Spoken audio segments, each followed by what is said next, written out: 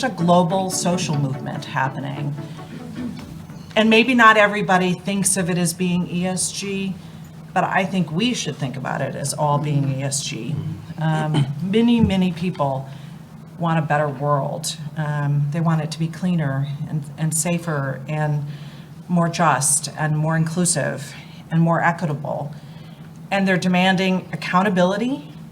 They're demanding transparency.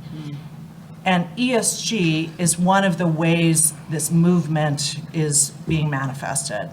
On the philanthropy side, when you think about a financial institution with a multitude of resources, philanthropy is one of the tools to actually bring it all to life. And I will tell you, we are moving and we are shifting, Ron, in the sense that when you go to that website, you see that eligibility list and it tells you every single thing that we are looking at in every submission.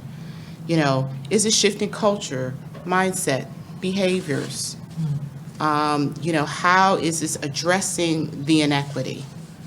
Is it doing something specifically to level the playing field?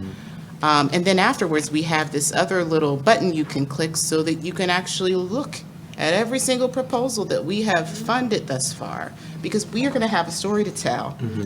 I talked about, it's just the right thing to do, right? So how do you get it to be part of your core strategy? If you could get it part of your core strategy where everyone kind of understands it and drives it at the corporate level all the way down throughout your organization, then you can sometimes prevent it from actually going into, that black hole. But that's a tough thing to do, right? If you gave me a scale of 1 to 10, I would say we're at a 1. A 2020 survey of foundations found that only 3% were investing their resources with an ESG lens. 3%. We're in baby steps here. If the foundation world is at a 1 on a scale of 1 to 10, we people are at a 0.1. Okay. Think about in your lives and how you impact with philanthropy. Are the endowments of the nonprofits that you're involved with, are they using an ESG lens? Is your church's money invested using ESG principles?